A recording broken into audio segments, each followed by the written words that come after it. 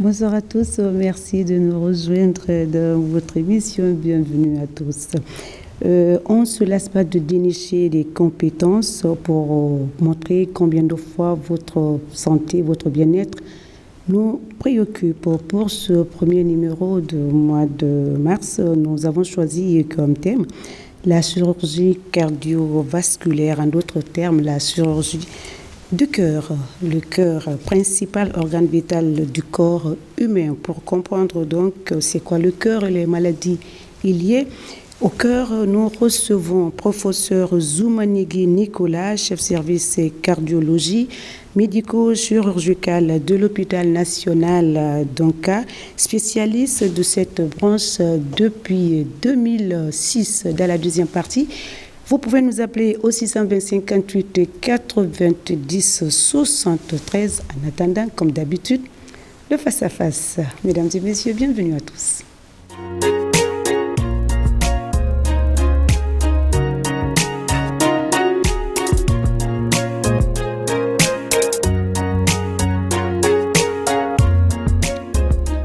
Plateau, merci de nous rejoindre et merci d'être nombreux à regarder cette émission. Je disais donc que nous avons comme invité professeur Zoumanigui Nicolas, chef service cardiologie médico-chirurgicale de l'hôpital national CHU, donc spécialiste de la chirurgie cardiovasculaire ou chirurgie cardiaque. C'est le thème du jour, mesdames et messieurs. Bienvenue à tous et bonsoir professeur. Merci donc d'avoir accepté notre invitation pour parler de cette autre branche de la médecine ou cette autre pathologie que vous soignez, vous traitez, notamment la chirurgie du cœur. Pour parler de la chirurgie du cœur, il faut savoir c'est quoi d'abord le cœur. Merci Madame Sidibé, Marie. Je suis très heureux d'être aujourd'hui sur ce plateau pour cette invitation. Non. Et le cœur, au fait, c'est quoi? C'est, comme vous l'avez dit, c'est l'organe vital de l'organisme. Et c'est un organe creux, une pompe, qui reçoit le cœur et le sang et le renvoie dans tout l'organisme pour nourrir tout l'organisme et tous les autres organes. C'est ça, au fait, le cœur. Donc, c'est effectivement l'organe le plus vital. Plus vital, pas moins que les autres, mais c'est le plus vital. Oui, parce que quand il s'arrête, les autres s'arrêtent. Voilà, quand le cœur s'arrête, les autres s'arrêtent, voilà. Fondamentalement. Alors, le thème d'aujourd'hui, c'est la chirurgie cardiovasculaire. Ça aussi, il faut le savoir. Qu'est-ce que c'est? La chirurgie cardiovasculaire, au fait, c'est le cardiologue qui opère. C'est ça, la vérité. C'est le cardiologue qui opère le cœur et les vaisseaux. Okay. C'est ça la chirurgie ou les chirurgiens cardiovasculaires. Ok. Chirurgien cardiovasculaire, mais on entend aussi les cardiologues. Est-ce que tout cardiologue peut être chirurgien du cœur?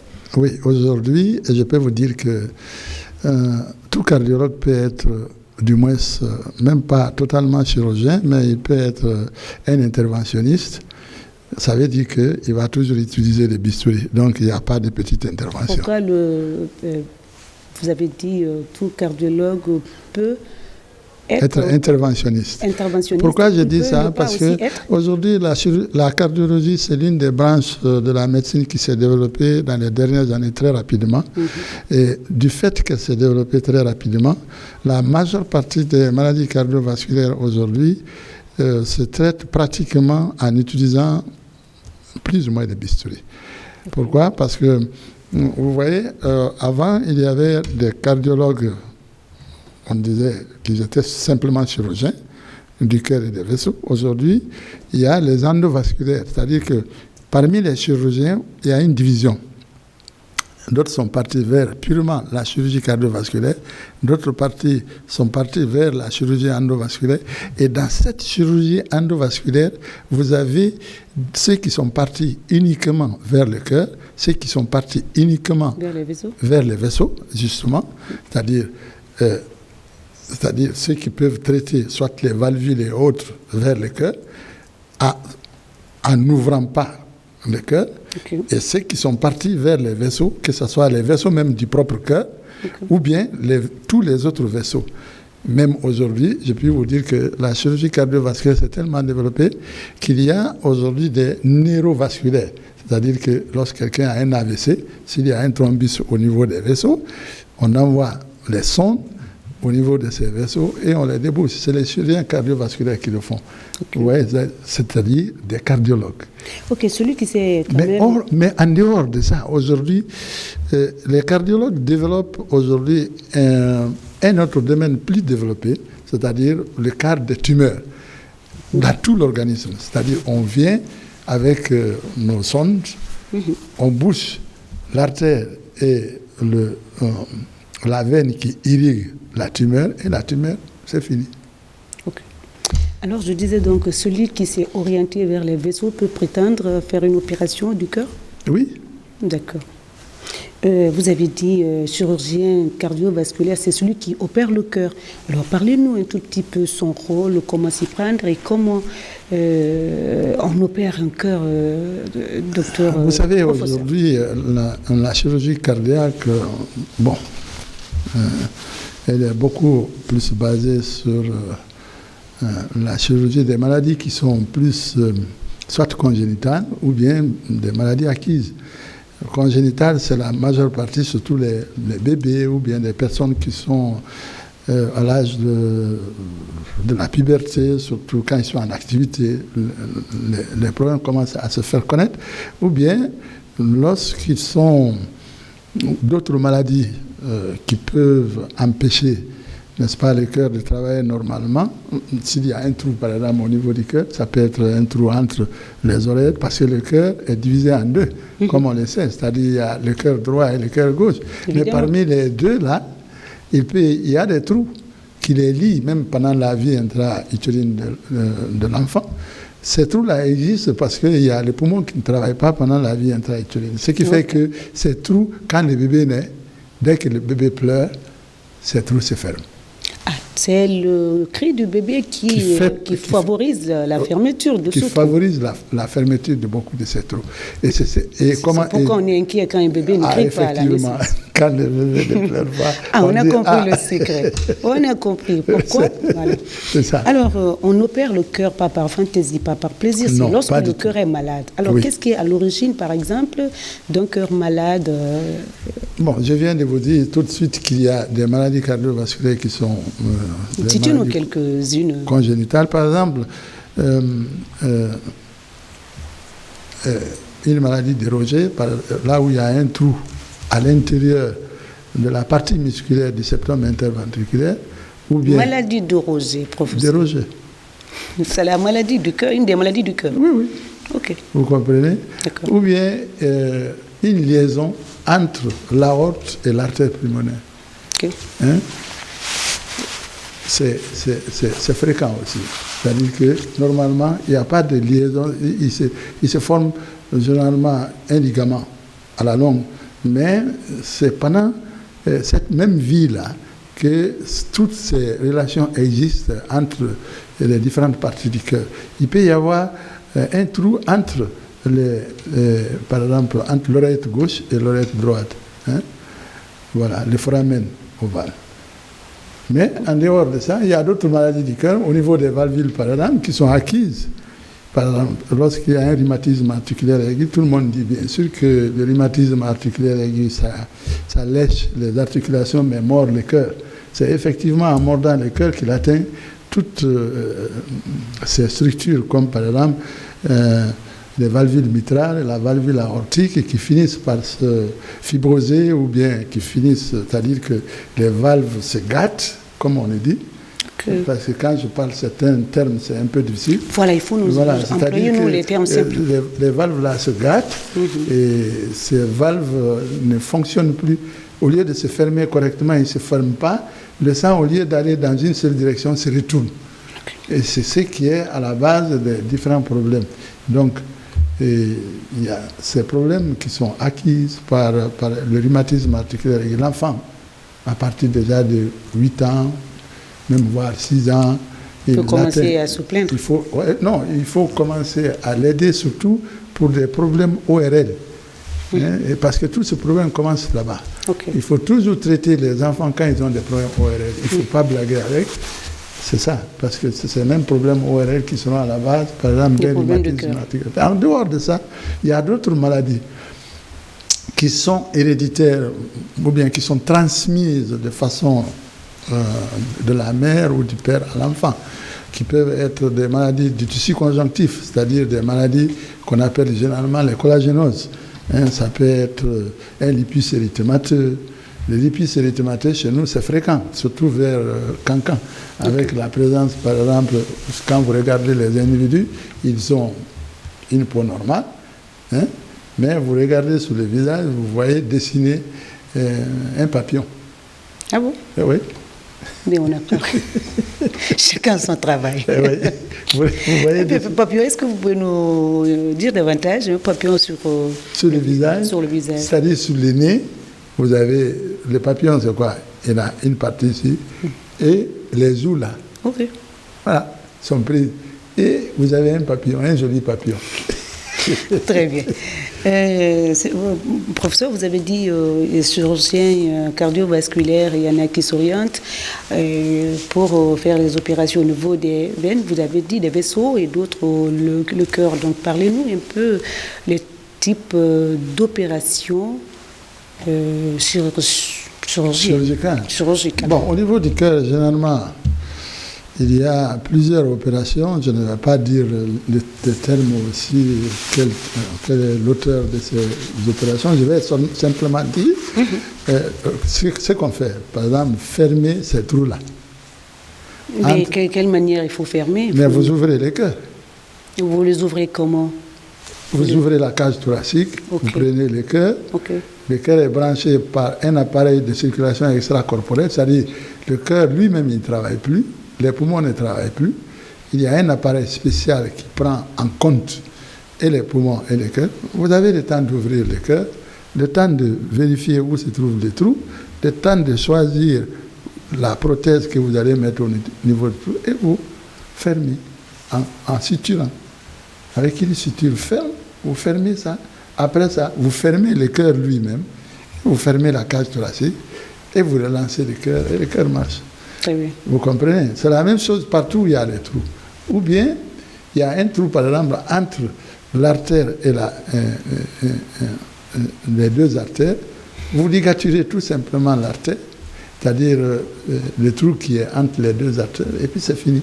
Bref, il y a plein d'opérations au niveau de... Ou bien, vous avez une des valvules qui est gâtée, qui crée qui s'est fermée, c'est-à-dire une sténose. Là, vous pouvez soit faire par une opération sans ouvrir le cœur, qu'on appelle les opérations à cœur fermé. On le fait ici en Guinée. Ah bon? Mais oui, à travers un appareil de Dubost, vous percez le cœur par un trou, vous mettez l'appareil de Dubost par votre main de l'autre côté et vous envoyez là et vous écartez. Et la valvule est ouverte.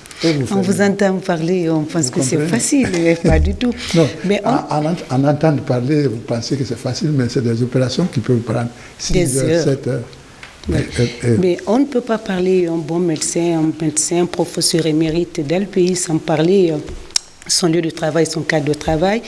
Aujourd'hui, le CHU donc, est doté des appareils de dernière génération, surtout dans votre service. Et nous allons suivre tout à l'heure un reportage de notre confrère du journal télévisé Marouf Ba. Professeur, aujourd'hui, le cadre est approprié pour faire des opérations cardiovasculaires. Oui, je peux vous dire aujourd'hui que toutes les opérations vasculaires aujourd'hui sont faites en Guinée. Parce que quand on dit vasculaire, c'est-à-dire c'est les artères et les veines.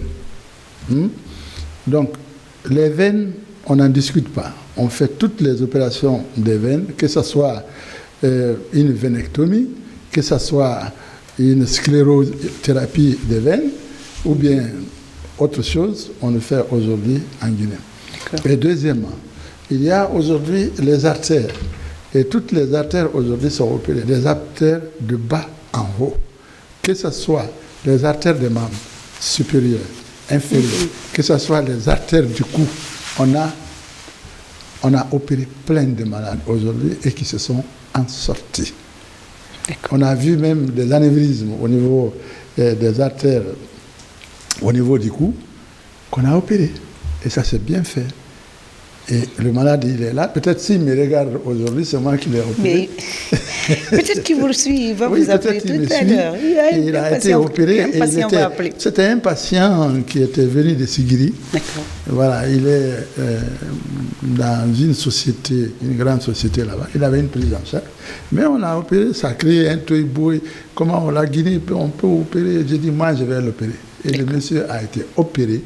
Il avait un anévrisme au niveau de l'artère carotide primitive.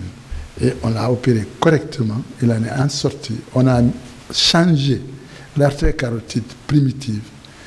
Et ça s'est bien passé. Ces opérations ont été faites par exemple avant la rénovation ou... Non, ça s'est fait avant la rénovation. C'est pour vous dire qu'on fait aujourd'hui toutes les opérations cardiovasculaires et les opérations à cœur fermé en Guinée. La seule chose qu'on ne peut pas faire aujourd'hui, on nous a doté quand même d'une salle de cathétérisme, mais qui n'est pas encore fonctionnelle. Pourquoi? Bon, je ne sais pas. On nous dit que les gens vont déménager progressivement, graduellement. Et graduellement dans les différents services. Oui. Peut-être que quand notre temps va venir, ça trouvera que... Et j'ai dit aujourd'hui au plateau, j'ai eu l'occasion de partir au Brésil, où on m'a invité, j'étais avec le professeur Condé, pour aller travailler avec les Brésiliens. Moi, j'ai opéré avec les Brésiliens, et du point de vue de la cardio, c'est-à-dire la chirurgie cardiaque, et du point de vue du cathétérisme.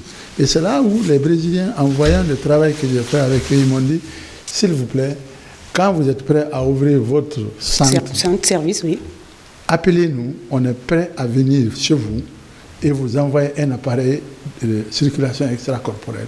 On vous le donne cadeau. Ah, c'est cet appareil que vous manquez, on a suivi ça dans le reportage. Oui. Donc, c'est en perspective. Oui, c'est pour vous dire que si vous me posez par exemple une question ceci, c'est qu'à travers les compétences, je suis parti au Brésil, j'ai opéré avec des Brésiliens, ils ont compris que oui, il y a des compétences. Donc, on peut effectivement... Mais justement, on vous a déniché, raison pour laquelle vous êtes sur ce plateau, pour dire aux Guinéens que la compétence, ça ne manque pas. Oui. Et voilà. Mais on va essayer de suivre le reportage de notre confrère Marouf, si l'élément est prêt, et puis on va revenir en plateau pour faire une petite lecture et puis continuer et te laisser les téléspectateurs vous appeler, professeur. Merci. Le service cardiologie médico-chirurgicale de l'hôpital national d'Onka, opérationnel depuis 2006, ce service est en charge de la chirurgie vasculaire comme le cœur.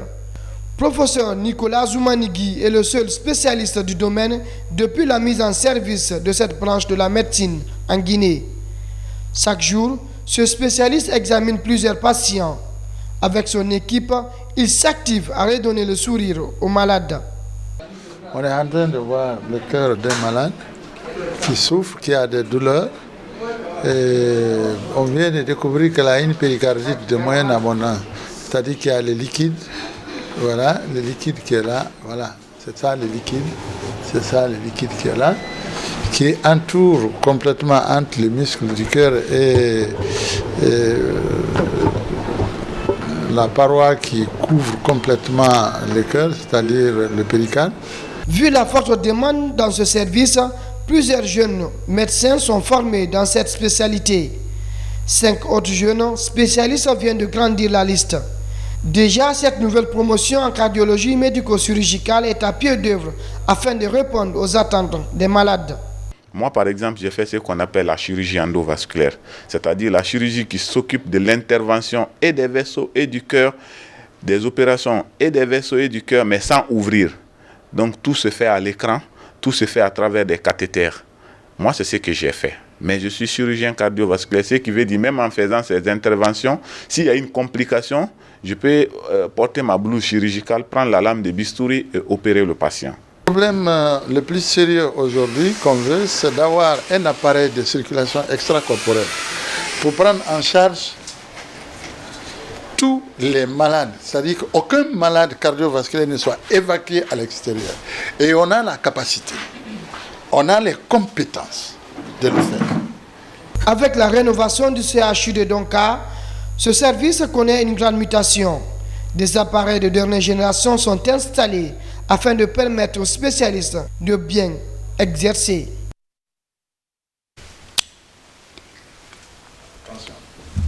Nous avons suivi le reportage de notre confrère Marouf. Dans le reportage, d'abord votre lecture, après j'ai 2 petites questions et puis on va continuer notre duel de questions. D'accord. Qu'est-ce que vous avez, quelle lecture faites-vous par rapport à ce reportage? La lecture que je fais réellement à partir de ce reportage, et chaque fois, c'est une façon de faire un appel aux autorités pour dire que vous avez des compétences. Depuis que moi j'ai ouvert ce service en 2006, c'est un service où j'étais seul avec Dr Sandy Kolatorno. D'accord. On l'a ouvert en 2006. Après, Sandy a quitté, il est parti dans le service de cardiologie vers Sino-Guinéenne. Je suis resté seul. Mais Sandy était secondé par Dr Mariam-Siré Camara. Et c'est elle qui est restée après Dr Sandy Kolatorno. Elle aussi, elle a fait, disons-nous, son cycle en médecine interne. Mais en médecine interne, elle est beaucoup plus cardiologue que interniste. Est-ce que vous comprenez? Parce qu'elle est mieux rodée en médecine, en cardiologie qu'en médecine interne. Ce qui a fait qu'avec elle, et justement, il faut la donner ce mérite-là, avec elle, on est parti en Allemagne, on est parti en Russie, on a signé des contrats pour essayer... Mais pour ne pas vous couper la parole, Dr Mariam Siré a fait ses études en Russie. En Ukraine. Oui, effectivement. Elle a fini en Ukraine et elle a une bonne formation. Je le sais. Voilà. Je confirme de toute façon. Je confirme. Voilà. Allez-y, oui. Et c'est pourquoi, à travers ça, on a formé des jeunes.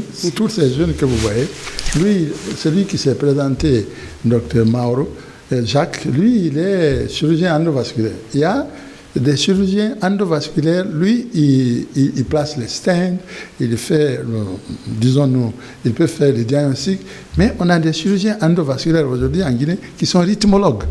C'est-à-dire que quand le rythme cardiaque n'est pas bon, on donne les médicaments, ça ne va pas, lui, il rentre, il coupe les fils qui provoquent ça.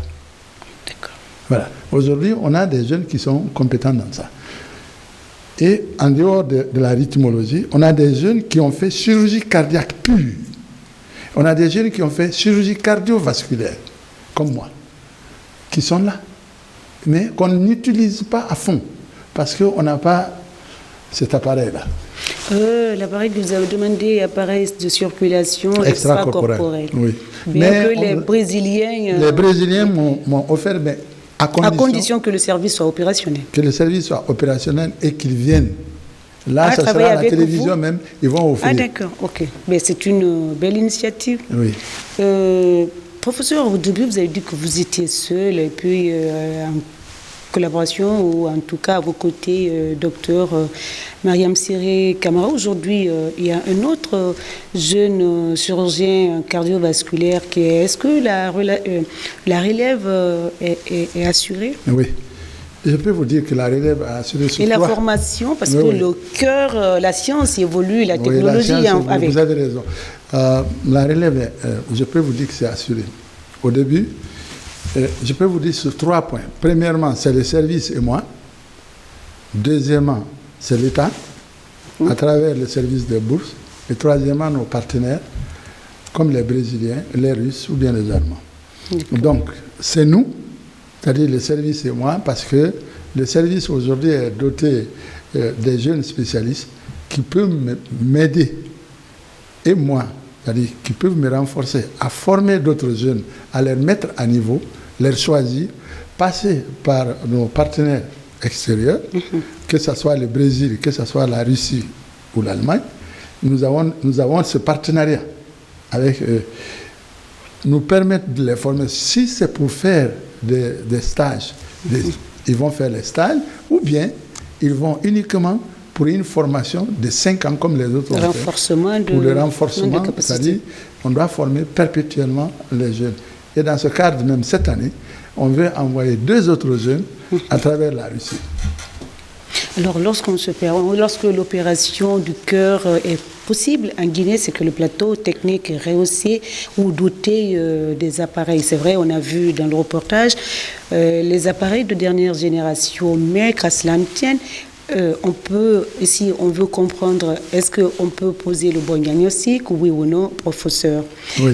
Voilà, est-ce que la bonne interprétation peut suivre le bon diagnostic? Parce que ça aussi, ça pose problème. Merci. Et aussi, est-ce que les jeunes, comme vous l'avez dit, en perspective pour la formation continue, bien qualifiés pour une telle opération, oui ou non? Bien sûr. Voilà, merci, parce que c'est une question pertinente. Je comprends très bien votre inquiétude. Et d'abord, si je dis la formation continue, c'est très important, du fait que même l'ECG simple peut vous permettre de poser un bon diagnostic, si vous connaissez. C'est ça. Si vous ne connaissez pas, interpréter correctement un ECG, vous ne pouvez pas poser de bon diagnostic.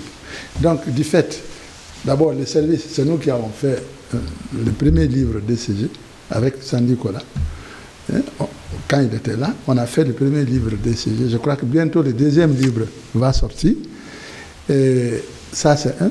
Deuxièmement, on est en train de faire tout pour, avec notre expérience, et là, on attend un peu quand le service sera ouvert, avec notre expérience, d'ouvrir, de commencer à faire des livres, n'est-ce pas, d'échographie, parce qu'on ne doit pas se fier seulement à ce que l'Europe fait. On ne doit pas se fier à ce que les autres... Mais ça peut servir votre source... Oui, ça peut servir de source, mais il ne faudrait pas qu'on se dise que les statistiques, tout ce que les gens voient ailleurs, c'est ce que nous devons voir chez nous.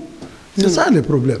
Donc, nous devons... Mais surtout que vous avez étudié dans leur pays, vous avez étudié avec eux. J'ai étudié, c'est justement mes enseignants qui m'ont dit, écoute, le problème n'est pas que ce que tu vois ici, tu peux voir mieux encore chez toi. Hein? Donc, c'est une question d'être de science, d'être chercheur.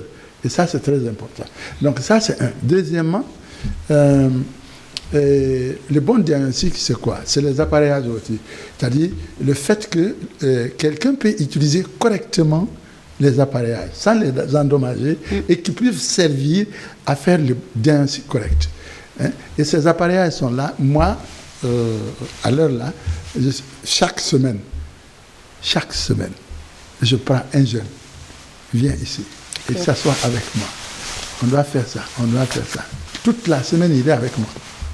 Vous comprenez? Même si c'est les haltères tensionnels, les haltères ECG, c'est-à-dire rythmiques, je les apprends. Moi, je connais déjà, mais je les apprends à le faire. Je les apprends à interpréter. Et ça, c'est important, parce que je ne suis pas éternel quand même. C'est ça. D'accord. Vous n'êtes pas éternel, il faut le rappeler, c'est pourquoi vous êtes tenu de former les jeunes. Pour pérenniser mon œuvre, c'est ça. Évidemment. Alors, il y en a qui partent pour la formation, ils ne reviennent plus. Qu'est-ce que sont les mécanismes qu'il faut mettre en place, professeur, pour garantir et sécuriser ces jeunes qui sont allés à l'étranger, afin qu'ils reviennent servir la nation? Oui. Je crois qu'on doit mettre d'abord, ça c'est une question qui est très importante, on doit mettre dans les structures chez nous, on doit encourager les jeunes qui rentrent.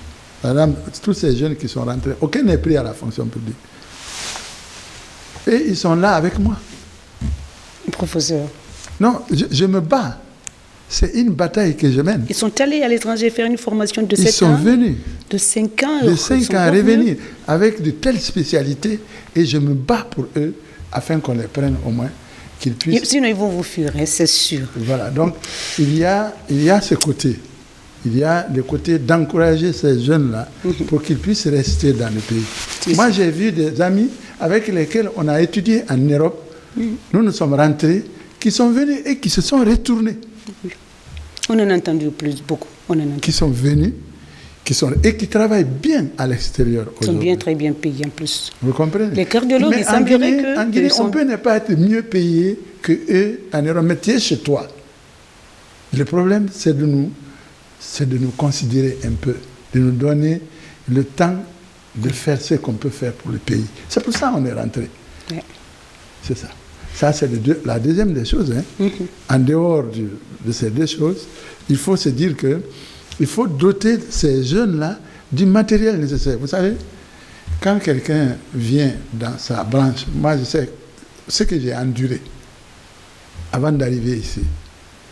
Tu viens dans ta branche, tu ne peux pas opérer ce que tu sais opérer. Ok. On t'envoie, par exemple, moi, par exemple, on m'a envoyé d'abord en cardio, simple. De la cardio, on m'a envoyé en chirurgie viscérale, où j'ai opéré pendant 4 ans. De la chirurgie viscérale. C'est une punition ou c'était une punition? Bon, je ne sais pas si c'est une punition. Mais on va fermer cette parenthèse-là. Hein. Il ne faut pas éveiller les mots. Moi, je crois que ce n'est pas une punition, mais c'est parce que... Mais c'était pour peut-être aider d'autres personnes. Vous savez, chez nous, quand même, les gens, des fois, ne connaissent pas ce que l'individu peut faire ou quoi. C'est un peu compliqué. Même les maladies là, qu'aujourd'hui, qu'on met en exergue devant nos compatriotes, c'est-à-dire médecins même, il nous a fallu des années pour les faire comprendre. Les convaincre aussi. Et pour les convaincre aussi, pour qu'ils adhèrent. Ouais. Donc c'est un peu compliqué. D'accord. Voilà. Il ne faut pas que ça soit compliqué parce que vous avez fait des grandes études depuis très longtemps. Vous étiez à l'étranger, Russie, Allemagne, etc. Pas pour lire le CV. Ben, il faut quand même rappeler quand on est allé faire une formation pour servir son pays. Le retour doit se sentir. Hein. Ben, espérons que ça se sentira. J'espère bien. Après ce plateau aussi, il y a des gens qui suivent maintenant. Là. Ben, ils suivent évidemment. Ben, c'est la deuxième partie. J'espère que le numéro est affiché. Le 620 58 90 73. Les téléspectateurs vont vous poser toutes sortes de questions, mais liées au thème du jour, la chirurgie cardiovasculaire. Mais si ce n'est pas le cas, nous, on va continuer à parler un peu le cœur, cet organe vital, noble, parce que le moteur du corps humain, quand ça ne marche pas, tout le corps qui ressent, et des fois même, alors voilà. Donc, professeur, vraiment j'entends les opérations, par exemple, en tout cas, on place quelques... en tout cas, comme par exemple le speaker dans le cœur pour permettre au vaisseau d'être bien dilaté pour permettre la circulation du sang. Et puis, après une opération, le téléphone sonne, mais laissez-nous poser cette question, s'il vous plaît. Lorsqu'un cœur est opéré, une chirurgie est faite au niveau du cœur, est-ce que le traitement se limite là ou il y a un suivi ou un traitement médicamenteux pour permettre à la personne de continuer, ou bien il y a des médicaments prescrits à vie après une opération, rapidement? Oui, il y a des opérations du cœur, quand on le fait, le malade doit être suivi à vie. Ça, c'est clair. Et il y a des opérations au niveau du cœur lorsque vous finissez. Par exemple, dans les cas de troubles de rythme, lorsqu'on fait une ablation, par exemple, d'un faisceau de Kent ou bien de James, quand vous avez ablaté, c'est ablaté, il n'y aura plus de troubles de rythme, c'est fini. Donc, mais il y a la majeure partie de certaines opérations se font quand, après l'opération, on est obligé de suivre le malade à vie, surtout par les anticoagulants. Mais il faut que le malade soit à proximité. Quand vous avez fait l'opération et qu'il est parti... Bon, s'il n'est pas à proximité, la meilleure des choses, c'est qu'il y ait ces médicaments à portée de main dans les différentes officines. D'accord. Allô? Allô, oui. Bonsoir, madame. Bonsoir madame. Votre nom, d'où vous nous appelez? Je m'appelle Fanta Kita, je vous appelle depuis Matoto. Nous vous écoutons, madame Kita. Ok, moi c'est pour vraiment féliciter Dr Zoumanigui, le professeur, et l'apprécier en même temps sur tout ce que moi je viens de découvrir. Et il est temps pour nous aussi, vraiment, le chef de l'État est à l'écoute.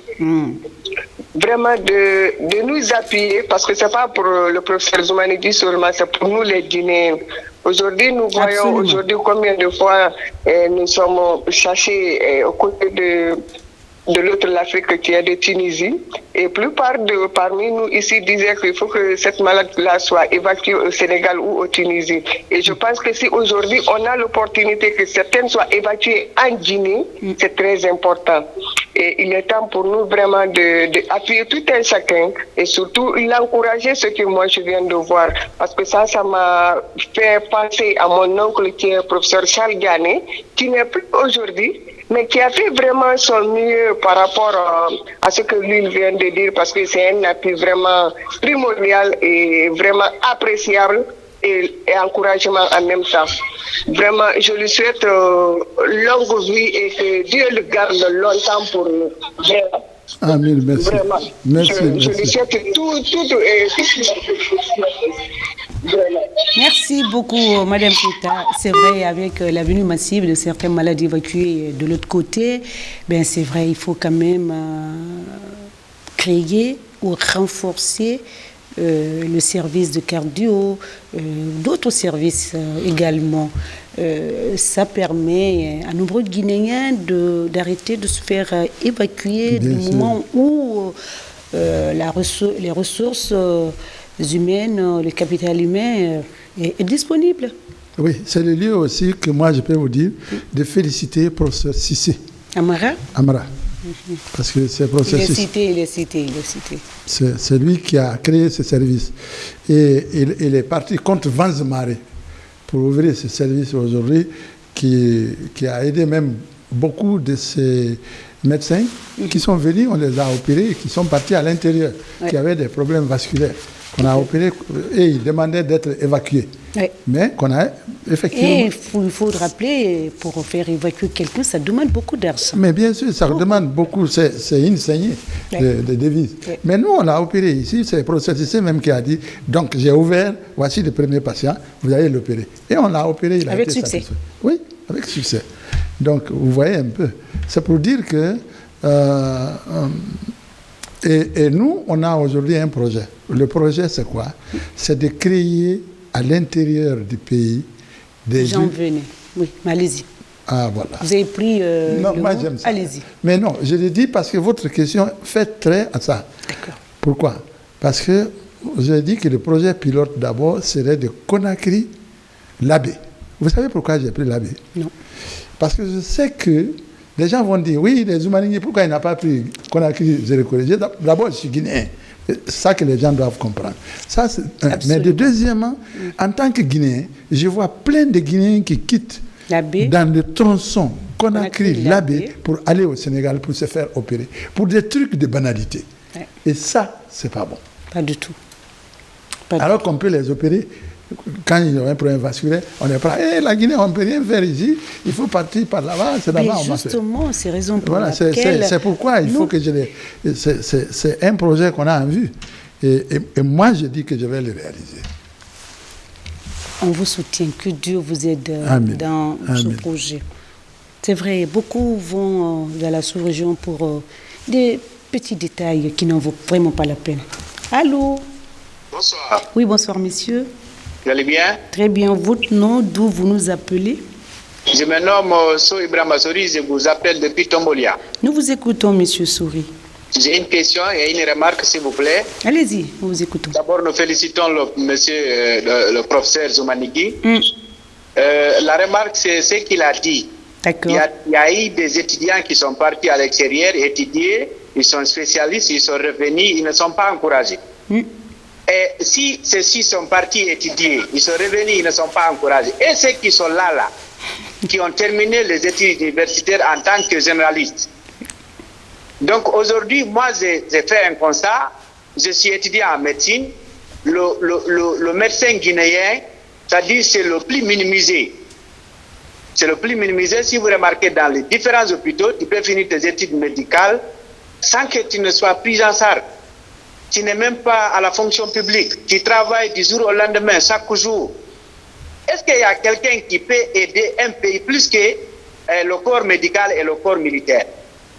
Donc c'est pour vous dire combien de fois, à un certain niveau, nous risquons de décourager les jeunes, les futures générations à faire la médecine. Parce que si tu fais la médecine, si tu termines les études, tu n'as même pas, c'est-à-dire le minimum pour pouvoir subvenir à tes besoins. Parce que toi aussi, tu as une famille, s'il vous plaît. Donc, si ça n'arrive pas comme ça, ça va décourager les futures générations à faire la médecine. Absolument. Ça, voilà. De l'autre côté, la question, c'est quoi? C'est, je voulais que mon très cher professeur m'explique un peu le rapport entre le cœur et le sport. La fréquence du sport, c'est pas chaque jour ou bien Par exemple, moi, j'ai fait ça à l'intervalle de 2 jours. Si j'ai fait aujourd'hui le sport, donc après 2 jours, j'ai fait encore. Donc, je voudrais que le professeur me réponde à cette question. Je vous remercie et longue vie à notre très cher professeur. Merci beaucoup. Merci bien. Je vais vous répondre très rapidement. Le cœur et le sport, c'est quelque chose qui est connu depuis longtemps. C'est des trucs qui ont été développés. Et tous ceux qui font le sport ont, n'est-ce pas, un rythme cardiaque qui est plus basse que les autres. C'est-à-dire, la fréquence cardiaque est basse par rapport à ceux qui ne font pas. Et ça, c'est important parce que ça préserve le cœur. Ceux qui font le sport. Oui, ceux qui font le sport. Ceux qui font le sport. Si votre fréquence cardiaque était à 90, vous revenez à 60. C'est très important. C'est noté. Voilà, ça aide le cœur. C'est que vous aidez le cœur à se préserver. Si votre cœur était gros, il utilisait plus d'oxygène, il ne va plus utiliser beaucoup d'oxygène. Et ça permet au cœur de faire un remodelage cardiaque. Ça, c'est très important. Deuxièmement, vous devez vous rendre compte qu'un sportif, celui qui fait le sport, par exemple, et généralement, chez nous, ceux qui font le sport, on ne fait pas leur ECG avant qu'ils se lancent dans le sport. Et ça, c'est très dangereux. Tout à fait. C'est dangereux à tel point que, souvent, si vous avez remarqué, même dans les grands sports, les gens qui ont fait des grands sports à l'extérieur, même, je ne me rappelle pas très bien, même le Camerounais qui est tombé dans un stade et puis qui est décédé sur place, et même pas lui seul, il y a eu d'autres qui ont... C'est parce que, tout simplement, avant, les gens ne prenaient pas en compte la cardio avec le sport. Et le sport, lorsque vous faites le sport, en dehors de votre rythme cardiaque, vous diminuez votre tension artérielle de 20%. Donc si vous êtes hypertendu et que vous faites le sport régulièrement et modérément, vous diminuez votre tension artérielle de 20%. Vous imaginez? Donc, il faut faire le sport. Il faut faire le sport. Voilà. Allô? Allô? Et bonsoir, monsieur. Oui, bonsoir. Votre nom, vous nous appelez d'où? Je suis docteur Ossi Savani Ousmane. Je vous appelle depuis à l'aéroport. Nous vous écoutons, monsieur Savani. Vous allez bien? Très bien. Je voudrais saluer mon cher maître, mon encadreur, professeur Joumaningui. Voilà, il fait partie de mes encadreurs. Moi, je suis un jeune médecin. Oui. Je suis DSD au service de cardiologie de l'hôpital national Ignace. Comme cette émission, c'est une émission pour sensibiliser la population. J'aimerais que le professeur s'accentue beaucoup là-dessus, comment lutter contre les maladies cardiovasculaires. À part le sport, la consommation abusive de l'alcool, la consommation abusive du sel. Donc j'aimerais que le professeur puisse développer un peu sur les méthodes préventives. Merci beaucoup. En beaucoup. plus de ça aussi, on a remarqué que les médecins ne sont pas trop respectés en Guinée. C'est pourquoi tous nos amis, professeurs le sait, il peut témoigner, tous nos amis qui vont ailleurs pour apprendre, ils ne viennent pas. Parce qu'ils savent que quand ils reviennent, ils ne sont pas pris en charge. Et aujourd'hui, par exemple, la faculté de médecine, que nos chers maîtres sont en train de faire un gros travail, ils prennent tout leur temps, ils laissent l'argent, ils passent toute la journée à nous former. Mais après cette formation, l'État nous abandonne. Et même quand tu veux travailler dans les privés, pour avoir des papiers, c'est difficile. Ça fait aujourd'hui que les autres pays, la Guinée nous forme gratuitement, mais c'est les autres pays qui nous exploitent. Ça, c'est très dangereux. Si vous allez dans les CHU et autres, les CHU sont pris en charge par nous, les jeunes médecins, en collaboration avec nos maîtres qui prennent tout leur temps pour nous former. Mais après la formation, tous ces jeunes-là, ils partent. Professeur peut témoigner, quand vous prenez 10 jeunes qui partent pour étudier, peut-être 0 personnes reviennent, ou bien si une personne revient, c'est qu'on a eu 100%. Ça, l'État doit avoir ça après la formation. Quelles sont les perspectives qu'il faut faire pour la future génération? En plus de ça, appuyer beaucoup nos chers maîtres pour que vraiment la formation soit solide. Et aussi équiper les hôpitaux. Pas seulement donc à Ouignasling. Moi, je prends l'exemple sur moi. Après la faculté de médecine ici, je suis allé à Kishidougou. J'ai travaillé pour l'État à l'hôpital régional de Kishidougou pendant 4 ans. Mais je n'étais pas pris en charge. Ça fait que je suis rentré. Et aujourd'hui, dans ces hôpitaux, il n'y a aucun cardiologue là-bas. Donc, je remercie beaucoup, mon cher maître, et vous félicitez votre plateau. Merci beaucoup.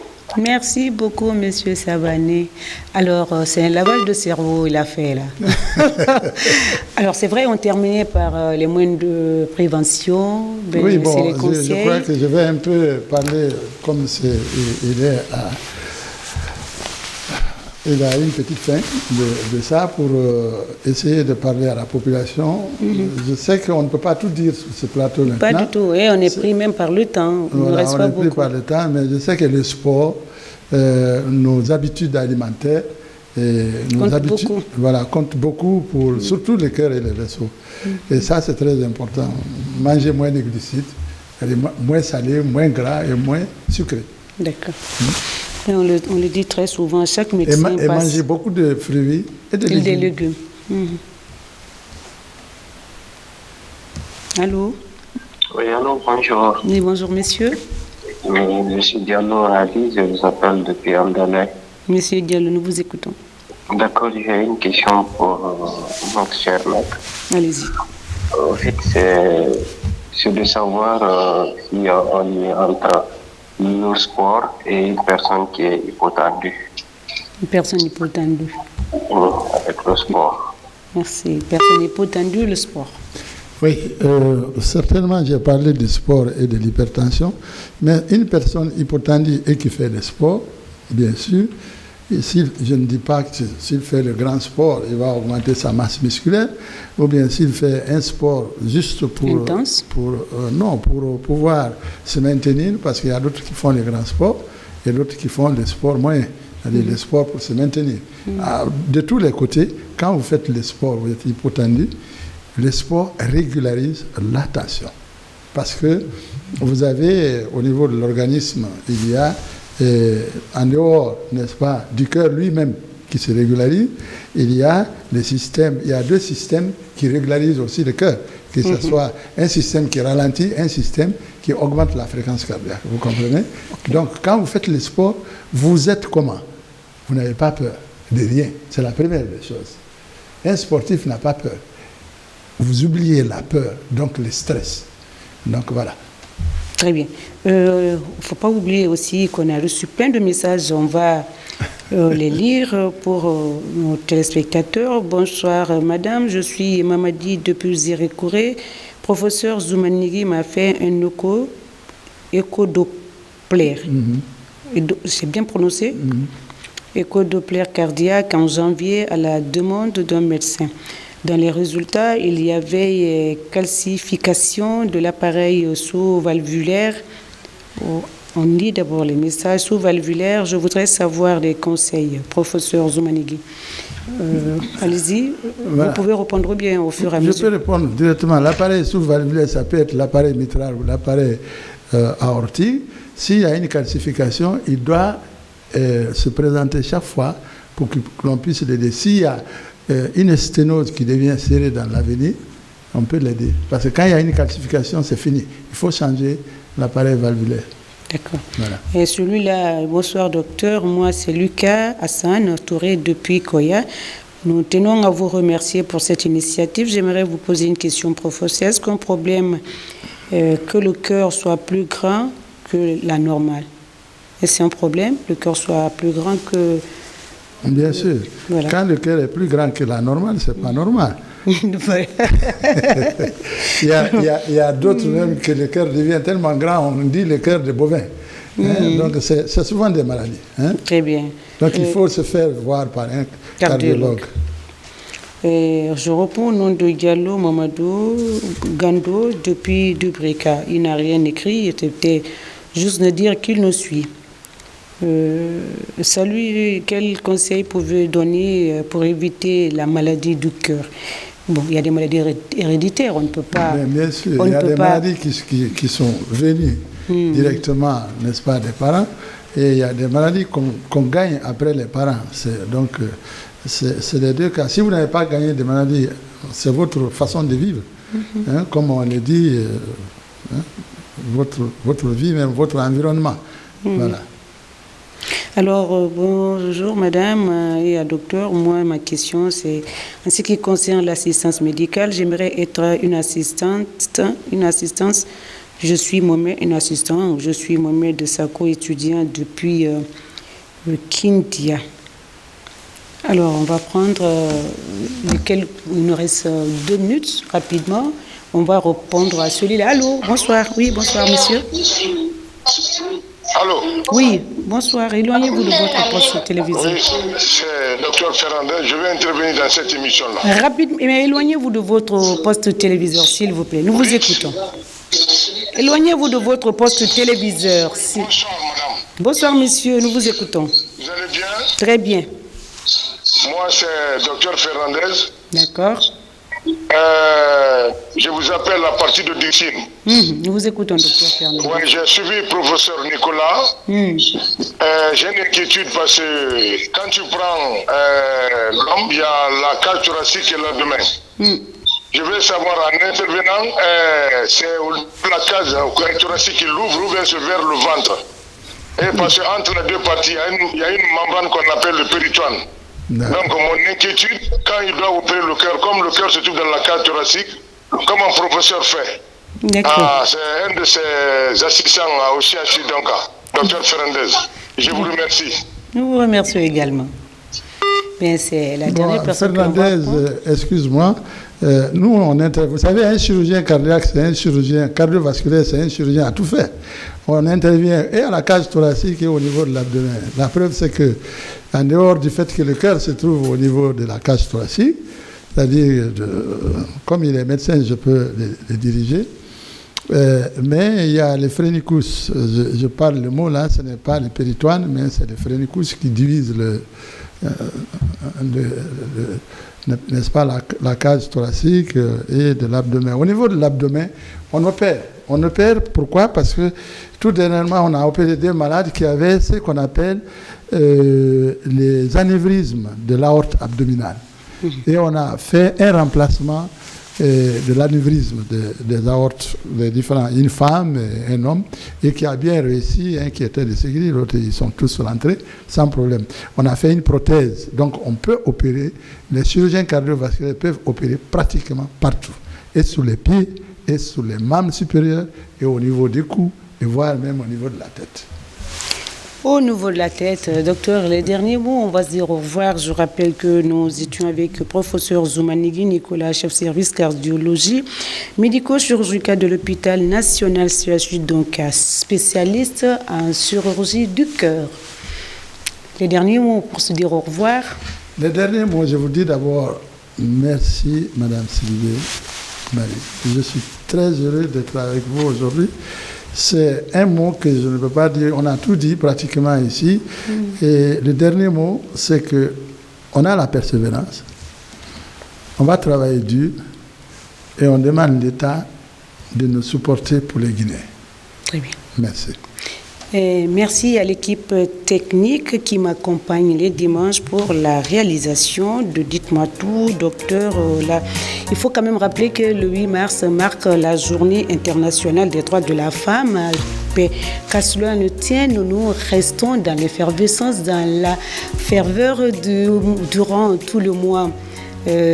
Du mois de mars. Sur ce, nous vous disons au revoir. On se retrouve donc la semaine prochaine pour parler de cet autre sujet, la problématique de santé buccale, bucco-dentaire avec nos spécialistes la semaine prochaine. Comment prendre soin des dents pour éviter des complications.